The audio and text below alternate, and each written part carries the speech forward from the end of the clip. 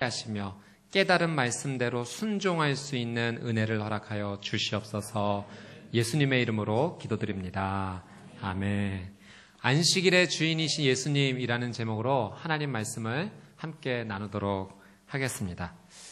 제게 안식일과 관련된 추억이 좀 있습니다. 정확하게 얘기하면 이제 주일 성수와 관련된 추억인데요.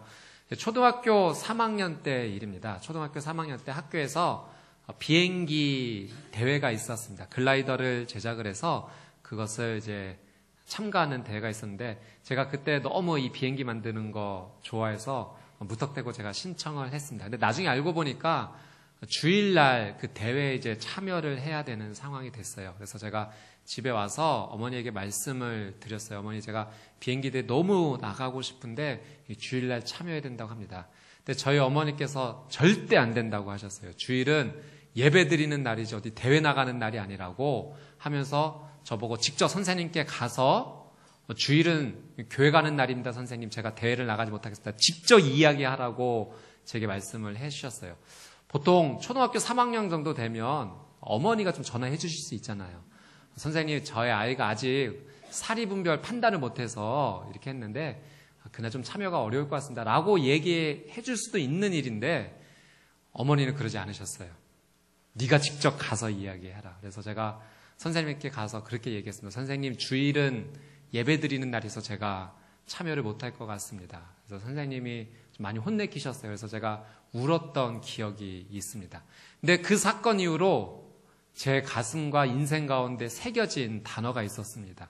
주일 성수. 주일날은 다른 거 해서는 안 된다. 하나님께 예배 드리는 날이다. 어린 나이였지만 신앙의 귀한 기준이 세워졌던 그런 경험이 생각이 납니다. 오늘 말씀은 이 안식일 에피소드입니다. 두 가지 에피소드가 오늘 말씀 가운데 두 가지 사건으로 나타나게 되는데요. 이 첫 번째는 안식일 날 예수님의 제자들이 밀밭 사이를 지나가다가 이 밀밭 사이의 이삭을 꺾어서 잘라서 손으로 비벼 먹게 됩니다. 이 바리새인들의 개념, 그 당시 율법학자들의 개념에 보면 이것은 어떤 행위였냐면 추수와 탈곡을 한꺼번에 한 일입니다. 이삭을 잘랐고 비벼서 추수와 탈곡을 한꺼번에 진행을 했던 거죠. 이것이 안식일을 범한 것이다라고 이 바리새파학자들, 율법학자들의 눈에는 그렇게 보였던 것입니다. 두 번째는 어떤 에피소드가 있었는가? 오른손이 오그라든 사람을 예수님께서 고쳐주셨어요. 어떤 치료의 행위가 일어났던 것, 환자를 치료해 준 것이 이 당시 율법학자들의 눈에는 안식일을 범한 것으로 간주가 되었습니다. 그래서 예수님께 왜 율법을 범하느냐고 그렇게 고소를 하고 따졌던 것입니다. 일단은 왜 율법학자들이 이런 관점으로 이런 생각을 가지고 있었는지 우리는 조금 이해가 필요할 듯합니다. 유대인들에게 있어서 율법은 어떤 의미인가? 하나님의 말씀은 어떤 의미인가? 유대인들에게서 율법은 이런 의미입니다. 유대 민족에게 생명을 주는 것. 그러니까 하나님의 말씀은 무엇인가? 자신들에게 생명을 주는 것이다라고 생각을 했죠. 그리고 어떻게 생각했는가? 우리 유대 사람들을 하나가 되게 하는 힘이라고 생각했습니다. 그리고 그것은 사실이었어요. 진리였어요. 진실이었어요. 하나님이 주신 율법과 말씀이 있었기 때문에 유대 민족이 오랜 시간 동안 고난 가운데서도 살아날 수가 있었던 것입니다. 이방인들과 결혼하지 않으므로 그 민족이 하나의 정체성을 유지할 수 있었고 말씀에 따랐기 때문에 그렇죠.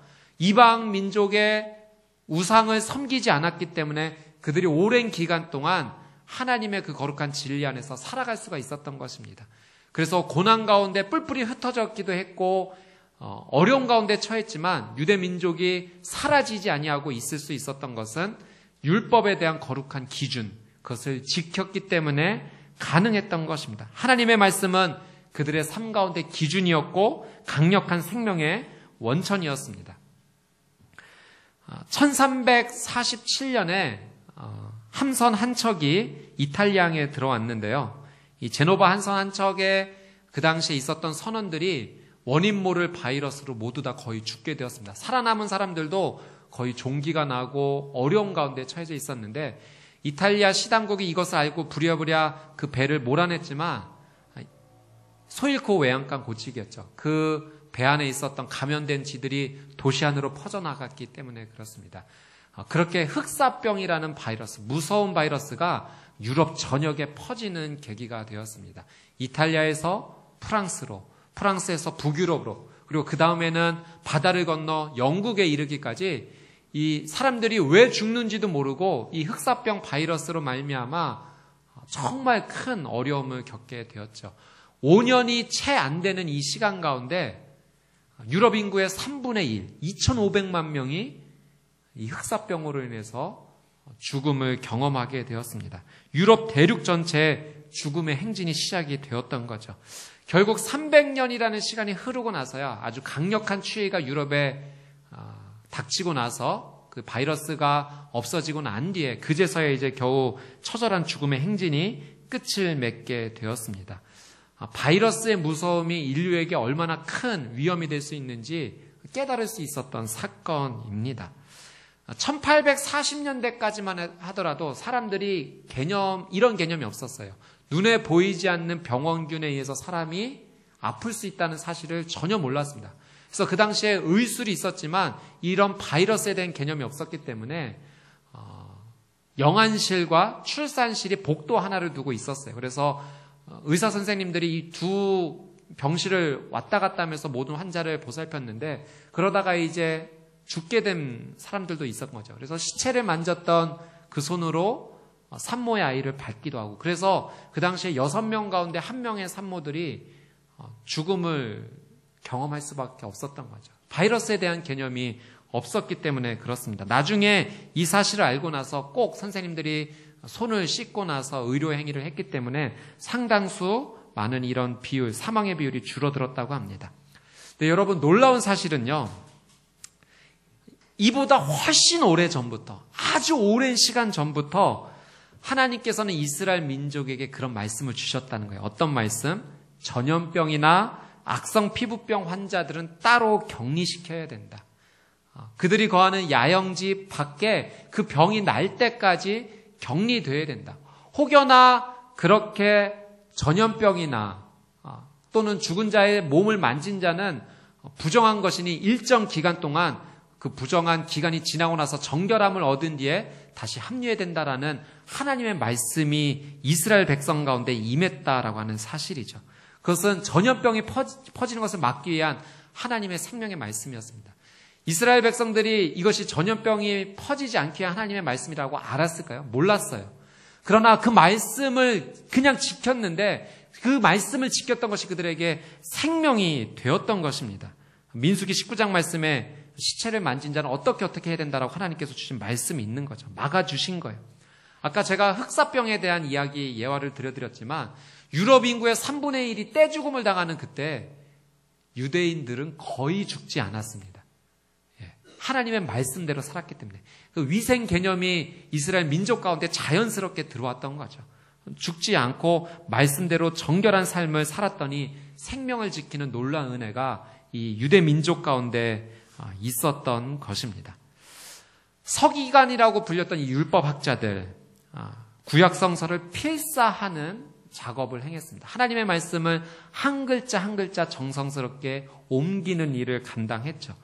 그들은 단어 하나를 꼼꼼하게 세면서까지 아주 엄격하게 필사했습니다. 어느 정도냐면 하나님의 이름, 여호와 이름을 부르지 못해서 아도나이라고 대체된 언어를 사용했고 그 단어가 나올 때마다 나가서 목욕 제기를 하고 그 단어를 필사할 만큼 정말 엄격하게 하나님의 말씀을 옮기고 적었던 사람들입니다.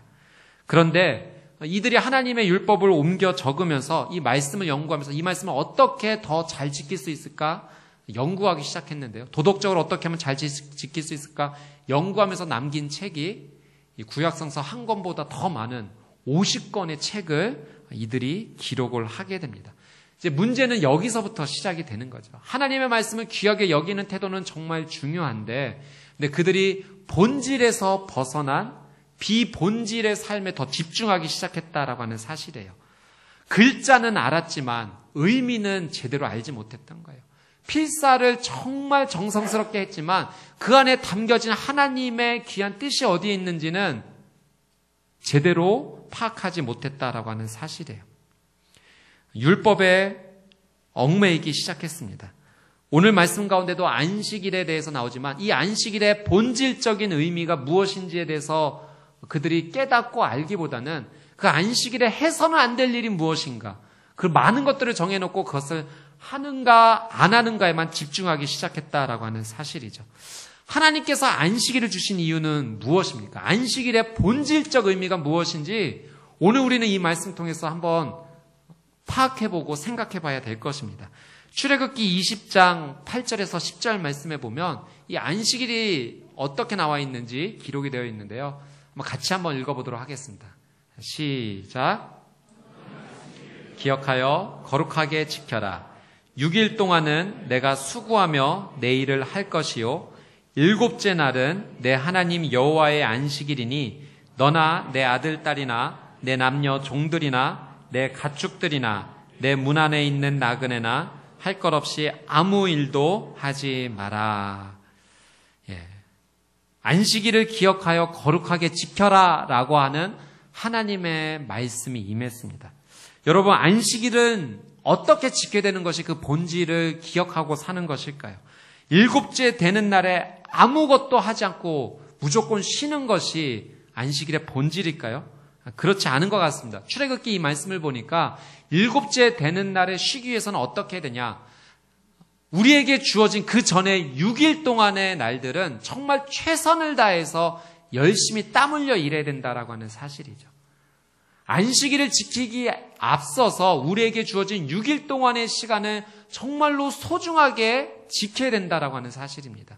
그것이 안식일에 하나님의 말씀에 따라 쉬면서 재충전을 얻는 그 본질의 의미가 담겨져 있는 거예요.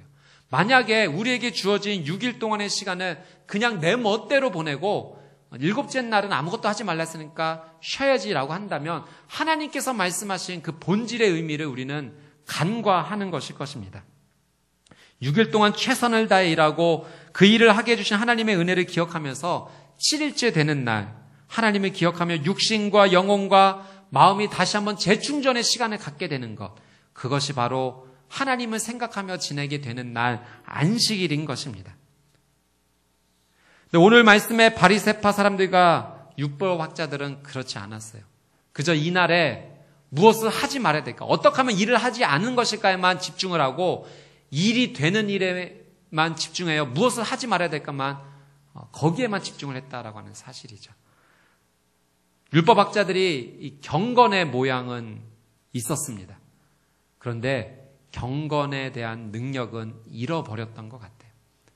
디모데 후서 3장 5절에 이런 말씀이 있죠. 우리 개역개정 번역을 한번 보기를 원하는데요. 디모데 후서 3장 5절 같이 한번 읽어보겠습니다. 시작. 경건의 모양은 있으나 경건의 능력은 부인하니 이 같은 자들에게서 내가 돌아서라. 여러분, 하나님을 사랑하고 하나님이 원하시는 삶을 따라가는 것이 경건입니다. 그런데 이 경건에 두 가지 모습이 있대요. 경건의 모양이 있고 경건의 능력이 있다라고 합니다. 오늘 내 삶 가운데 한번 질문해 봐야 될 것입니다. 그냥 율법학자들, 바리새파 사람들은 왜 저렇게 살았어? 참 어리석네 라고만 바라볼 것이 아니라 혹여나 그 모습 가운데 내 모습이 비치지는 않는지, 나도 하나님을 믿는다 말하지만 경건의 모양만 가지고 있고 경건의 능력은 잃어버린 채 살아가고 있는 삶의 모습은 있지는 않는가? 오늘 한번 우리의 삶을 다시 한번 하나님의 말씀에 비춰봐야 될 것입니다.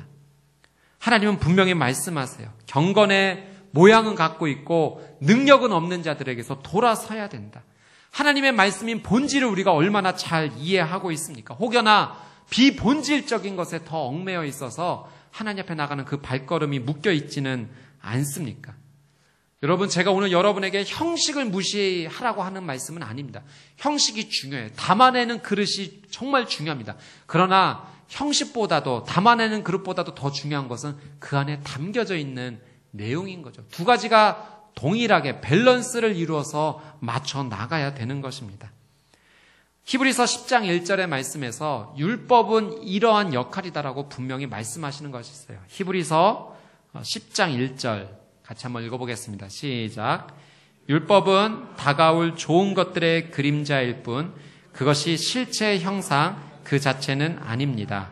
그러므로 그것은 해마다 끊이지 않고 드리는 똑같은 제사들을 통해 나오는 사람들을 결코 온전하게 할 수 없습니다. 이 말씀 다시 한번 보십시오. 첫 문장이 어떻게 되어 있습니까? 율법은 다가올 좋은 것들의 무엇일 뿐? 그림자일 뿐. 그것이 실체의 형상 그 자체는 아닙니다. 그러니까 율법 자체가 실체이고 본질이 아니라는 거예요. 다가올 좋은 것들의 그림자라고 하는 것입니다. 여러분, 그림자를 아시죠? 그림자가 실체입니까? 본질입니까? 아니에요. 그것은 실체의 반영일 뿐입니다. 모양이 어떠한지를 나타내 줄 뿐인 거예요. 안식일을 지키는 것은요, 진짜 안식에 들어갈 것에 대한 모형이라는 거예요. 우리의 삶 가운데 진짜 안식이 찾아올 것입니다. 영원히 하나님께서 주시는 영원의 시간 가운데 우리는 안식에 들어갈 거예요. 그 안식을 온전히 누리기 위해서 지금 현재 우리의 삶 가운데 하나님께서 그 안식을 한번 체험해 보라고 주신 귀한 모형이 안식일을 지키는 것이죠. 쉬운 말로 이야기하면 샘플을 경험하는 것입니다. 저는 이것도 귀한 샘플이라고 생각하는데요. 매일 아침 잠을 자고 깨어나는 것, 이것이 저는 부활에 대한 거룩한 연습이라고 생각합니다. 여러분도 동의하시는지요? 너무 신기하지 않습니까? 어떻게 매일 잠이 들고 아침에 깨어날 수 있는 거예요? 깨어나지 않을 수도 있는데. 우리도 언젠가 이 놀라운 예행 연습을 끝나고 거룩한 부활에 참여하게 될 것입니다. 우리는 모두 한번 하나님께서 정하신 죽음 가운데 들어가게 될 거예요. 그러나 영원한 죽음, 영원한 잠으로 끝나는 것이 아니라 하나님께서 우리를 다시 깨워주셔서 영원한 부활과 안식으로 인도해 주실 줄 믿습니다. 예. 마찬가지로 안식일을 지킨다는 것이 그 거룩한 안식일에 들어가는 것에 대한 중요한 예행 연습인 거죠. 우리가 예수님을 믿고 말씀대로 따라 살아간다는 것은 그냥 형식적으로 달력상의 어떤 날을 지키는 것만을 의미하는 것은 아니에요. 일주일에 한 번 달력상 이 날은 안식일이니까 안식해야 돼. 그냥 그렇게 형식상으로 지켜서는 안 됩니다. 그것을 주신 하나님의 뜻이 정말 무엇인가? 이 날을 어떻게 보내야지만 하나님께서 기뻐하실 것인가에 대한 그 본질에 우리는 집중할 수 있어야 돼요. 예수님께 안식일은 그런 의미였습니다. 그냥 달력상에 일주일에 한 번 돌아오는 날이 아니라 그날은 하나님의 영광을 일하는 날이었어요. 예수님은 그 본질을 정확하게 보신 거예요. 그래서 하나님의 영광을 위해 어떻게 내가 이 하루를 보낼 것인가. 그래서 그분의 말씀대로 지키며 살아갈 것인가에 대한 것을 생각하셨던 거죠. 그래서 예수님이 생각하신 그 일은 무엇입니까? 아픈 사람을 회복시키는 거예요. 죄인 된 자를 구원시키는 일입니다. 사람을 살리는 일. 그래서 하나님께 영광을 돌리는 일. 하나님을 붙잡으며 살아날 수 있다는 것을 알려주신 일. 그래서 예수님은 그 일을 멈추지 않으신 거예요. 그런데 바리새파 사람들은 그림자만 쫓아간 거예요. 하나님의 뜻을 온전히 이해하지 못하고 그 형식에만 매달려서 본질을 잃어버린 채 따라갔던 것입니다. 참된 안식에 들어가기 전까지 우리는 일해야 합니다. 그것이 출애굽기에서 주신 하나님의 말씀이에요. 안식에 들어가기 전 6일 동안 최선을 다해 일해라. 우리에게 찾아올 참된 안식이 있기 전까지 우리는 정말 하나님께서 내게 주신 사명을 감당해야 합니다. 눈물 흘려 땀을 흘려 그 일을 맡아야 되는 거예요. 그래서 하나님께서는 그 놀라운 영광을 우리에게 맛보여 주시기 위해서 그분도 일하신다라고 하는 사실. 우리에게만 일하라고 말씀하지 않으셨어요. 하나님은 여전히 어제나 오늘이나 내일이나 동일하도록 일하시는 분이세요. 예수님께서도 그것을 언급해 주셨죠. 요한복음 5장 17절 말씀. 같이 한번 읽어볼까요? 시작. 예수께서 그들에게 말씀하셨습니다.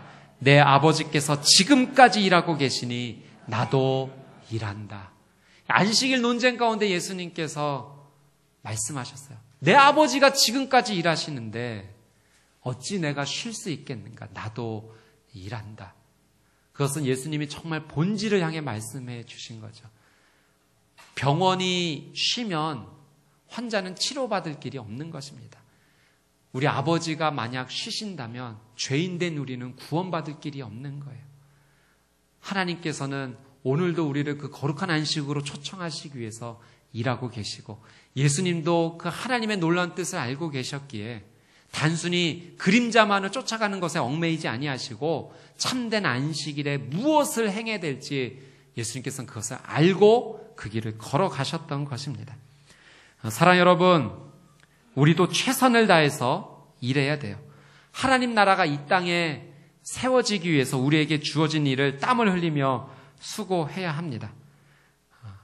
내가 붙잡아야 될 하나님의 거룩한 말씀은 무엇인가? 나는 그것을 통해서 정말 최선을 다하고 있는가? 오늘 본문의 말씀을 보면서 묵상하시면서 우리에게 질문을 해야 합니다. 만약 우리 주변에 손이 오그라든 사람이 있다면, 그래서 내가 도와줄 일이 있다면 그 손을 붙잡아 줘야 되는 거예요. 오늘은 안식일인데 고쳐서는 안 된다라고 외면할 것이 아니라 정말 내가 하나님을 믿는 자로서 어떤 것을 도와줄 수 있을까? 어떤 일을 해줄 수 있을까? 그 손을 내밀어 줘야 되는 거죠. 그 사람의 손이 되어줘야 되는 겁니다.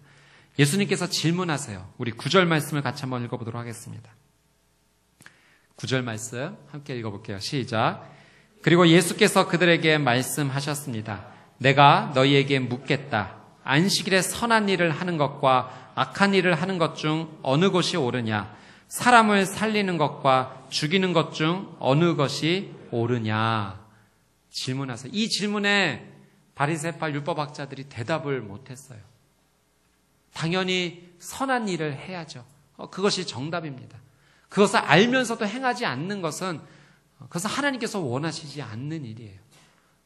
그러나 그들이 주장했던 것과는 상반되는 내용이에요. 그들은 감히 대답하지 못했습니다. 침묵했어요. 그리고 예수님은 손이 마른 자를 앞으로 나오게 하셨고 그 손을 뻗게 하심으로 말미암아 그 손을 회복시키시고 그의 인생을 살려주셨습니다. 사랑 여러분, 정말 우리가 하나님의 말씀 앞에 온전히 서야 돼요. 하나님을 믿는다는 것은 무엇인가? 그냥 종교적 생활이 아니라 정말 하나님을 믿는 신앙생활이 무엇인가? 그분의 뜻대로 나가는 길은 무엇인가? 우리는 그 본질에 대해 더 집중해야 됩니다. 결국 하나님의 말씀의 본질은 사랑 아닙니까? 사랑이에요. 하나님을 더 사랑할 수 있는 길을 우리는 선택해야 됩니다. 그리고 내 주변에 사랑하는 사람들을 사랑할 수 있는 길을 선택해야 돼요. 그것이 말씀대로 살아가는 일이에요. 말씀을 지킨다, 신앙생활을 한다 하지만 사람을 외면하고 하나님을 외면하는 행동이 된다면 멈춰야 됩니다. 그것이 우리의 삶을 올고매는 장애물이 되어서는 안 되는 거예요. 그래서 우리의 인간의 관점을 뛰어넘어서 하나님의 관점을 갖게 해달라고 기도해야 돼요. 깨달아야죠. 하나님이 바라보시는 그 관점이 무엇인가? 그것을 알게 될 때 정말로 우리는 하나님의 말씀의 본질대로 살아가게 됩니다. 제가 카톡으로 아주 좋은 글을 하나 받은 것이 있어서 여러분과 함께 좀 나누기를 원하는데요. 관점의 차이예요. 저희 이제 소치 동계올림픽에서 우리 김연아 선수가 안타깝게 은메달을 좀 따게 됐는데, 일단 뭐 어떤 그 편파적인 내용, 우리가 조금 어렵게 생각하는 내용을 다 떠나서 이런 글들이 좀 있더라고요. 한국에서 이제 해설하시는 방송의 내용과 또 서양에서 그 내용을 보고 해설하는 게 좀 차이가 있다라는 거예요. 제가 그래서 이 한국에 해설하시는 분들이 잘못됐다 말하는 건 아닙니다. 다만 그 국민들이 원하는 관점에서 사실은 해설을 해준 것이죠. 우리 자신을 좀 한번 돌아보게 하는 글인 것 같습니다. 한국은 이렇게 해설을 한다는 거예요. 와, 저 기술은 가산점을 분명히 받을 수 있는 기술입니다. 그러나 다른 나라에서의 해설은 이렇다는 거예요. 나비 같죠? 예, 마치 꽃잎에 사뿐이 내려앉는 나비의 날갯짓이 느껴집니다. 또 한국에서는 이렇게 해설하기도 한다고 합니다. 코너에서 착지 자세가 불안정하면 감점 요인이 될 수밖에 없어요. 그러나 반대로 이렇게 해설을 하는 경우도 있습니다. 은번이를 쓰다듬으면서 코너로 날아오릅니다. 실크가 하늘거리며 잔무늬를 경기장에 흩뿌리고 있습니다. 한국에서는 저런 점프는 난이도가 굉장히 높습니다. 경쟁에서 유리할 것 같습니다. 그러나 다른 해설은 이렇게 한다고 하는 거예요. 제가 잘못 봤나요? 우와, 저 점프 투명한 날개로 날아오릅니다. 혹시 천사가 아닐까요? 오늘 그녀는 하늘에서 내려와 이 경기장에서 길을 잇고 서성이고 있는 것 같습니다. 감사할 뿐입니다. 한국 경기를 완전히 지배했습니다. 금메달이 될 것이 확실합니다. 다른 곳, 제가 지금 울어도 될까요? 정말이지 눈물이 납니다. 저는 오늘 밤을 언제나 기억하고 싶습니다. 이 경기장에서 연하의 아름다운 몸짓을 바라본 저는 정말 행운입니다. 감사합니다, 하나님. 다를 수 있다는 거예요. 똑같은 모습을 통해서 어떤 관점으로 바라보느냐에 따라서 다른 해설과 다른 평가를 내놓을 수 있다라고 하는 사실입니다. 여러분, 우리가 회복해야 될 것은 하나님의 말씀을 어떻게 하나님의 관점으로 바라볼 수 있느냐, 정말 하나님이 원하시는 것이 무엇이냐에 지혜를 달라고 기도해야 될 것입니다. 하나님의 마음을 이해하고 하나님의 관점을 회복할 때 우리의 삶 가운데 말씀은 새로운 의미로 다가오게 될 것입니다. 동일한 말씀을 읽더라도 내 삶 가운데 찾아오는 감동이 달라요. 내 삶에 깨달아지는 은혜가 다른 것입니다. 사랑하는 여러분, 축복합니다. 하나님의 관점으로 다시 한번 하나님의 말씀 앞에 서는 저와 여러분의 삶이 되시기를 주님의 이름으로 축복합니다. 아멘. 형식과 가치, 그리고 본질과 비본질, 사실은 이 두 가지가 너무나도 중요합니다. 밸런스를 이뤄야 돼요. 경건의 모양과 경건의 능력을 우리는 모두 다 갖춰야 될 것입니다. 예수님께서 진짜 안식일의 의미를 깨우쳐 주시기 위해서 오늘 사건 가운데 나가신 것입니다. 그리고 안식일의 주인답게 안식의 참된 의미를 그 당시 사람들에게, 그리고 오늘 말씀 앞에 서 있는 우리들에게 선물해 주신 것입니다. 손이 오그라든 사람의 안식은 무엇입니까? 불편한 몸에 아픔을 갖고 있는 자에게 안식은 정말 무엇입니까? 그것이 회복되는 게 진짜 안식 아니겠습니까? 오늘 내가 회복되어야 될 모습은 무엇인가? 하나님 앞에 고백하십시오. 오늘 우리가 이렇게 주일날 하나님 앞에 예배를 드리면서 그냥 이 땅만 밟고 나가는 것이 아니라 정말 이곳에서 우리가 안식을 누리기 위해서는 내 삶 가운데 회복되어야 될 것이 무엇인지 하나님 앞에 정말 고백할 수 있어야 돼요. 주님, 이 안식일날 제가 주의 예배를 찾아왔는데 내 삶에 이런 아픔과 연약함이 있습니다. 회복되고 싶습니다. 주님, 저를 치유해 주십시오. 그래서 오늘 우리 조윤수 목사님의 찬양 인도 가운데 그런 고백이 우리 삶 가운데 터져 나온 것 아닙니까? 치료자 예수 그리스도, 능력자 예수 그리스도, 당신만이 나를 치료할 수 있고 회복시킬 수 있습니다. 그냥 감동하기 위해서 그 고백을 한 겁니까? 아니에요. 정말 그 고백이 살아있는 고백이기에 주님, 내게 안식은 내 삶의 이 어려운 점이 회복되어야 되는 겁니다. 여러분, 이 손이 오그라들었던 분의 삶을 한번 잠깐 생각해 보십시오. 그 손은 그분에게 부끄러운 삶의 모습이었을 거예요. 감추고 싶은 삶의 모습입니다. 자랑스럽지 않았어요. 그래서 늘 항상 숨기고 감추고 뒤쪽에 놓아야 되는 그런 삶의 모습이었어요. 그런데 예수님께서 말씀하세요. 일어나 나와라. 그리고 너의 오른손을 펴보아라. 예수님의 그 명령 앞에 부끄러운 손을 내밀었을 때 그때서야 비로소 삶의 안식이 찾아왔어요. 참된 은혜와 회복이 일어났던 것입니다. 사랑하는 여러분, 여러분의 그 아픔을 더 이상 숨기고만 있지 마세요. 사람에게는 숨길지라도 예수 그리스도 앞에서는 가져 나와야 돼요. 그래 진짜 안식을 주실 수 있는 그분이 우리의 삶 가운데 안식을 허락해 주지 않겠습니까? 사랑하는 여러분, 여러분의 그 아픔, 여러분의 회복되어야 될 모습 예수 그리스도 앞에 가지고 나오면 온전히 그분께서 회복시켜 주실 줄 믿습니다. 아멘. 오늘 예수님께서 선포하세요. 인자는 안식일의 주인이다. 인자는 안식일의 주인이다. 아멘. 여러분, 그런데 원문에는요, 우리 영어에도 그런 표현이 있지만 강조하기 위해서 강조하고자 하는 것을 맨 첫 문장에 이야기하는 경우가 있어요. 오늘 원문도 그렇습니다. 주인이다. 안식일의 인자는, 이런 구문으로 되어 있어요. 예수님께서 선포하셨어요. 먼저 무엇을 선포하셨는가? 주인이다. 주인이다. 내가 정말 주인이다라는 것을, 주되심을 예수님께서 선포하신 것입니다. 사랑하는 여러분, 여러분의 고백 가운데도 예수 그리스도의 주되심을 정말 믿음으로 선포하십니까? 말로만이 아니라 여러분의 삶의 고백이 정말 예수 그리스도가 왕이고 그분이 나를 다스리는 주이심을 정말 온몸을 다해서 고백하십니까?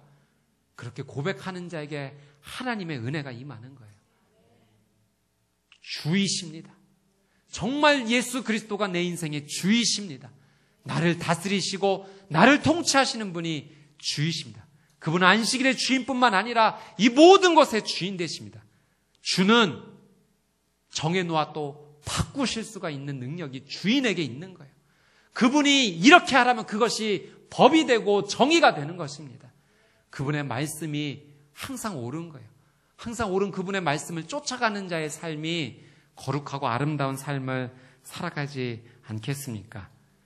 경건의 능력을 갖춘다는 것은 예수 그리스도가 주됨을 선포하며 나가는 것입니다.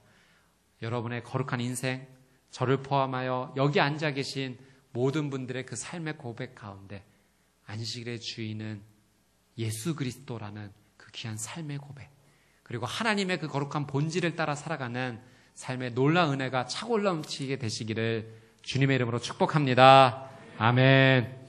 우리 주신 말씀 붙잡고 같이 한번 기도하도록 하겠습니다.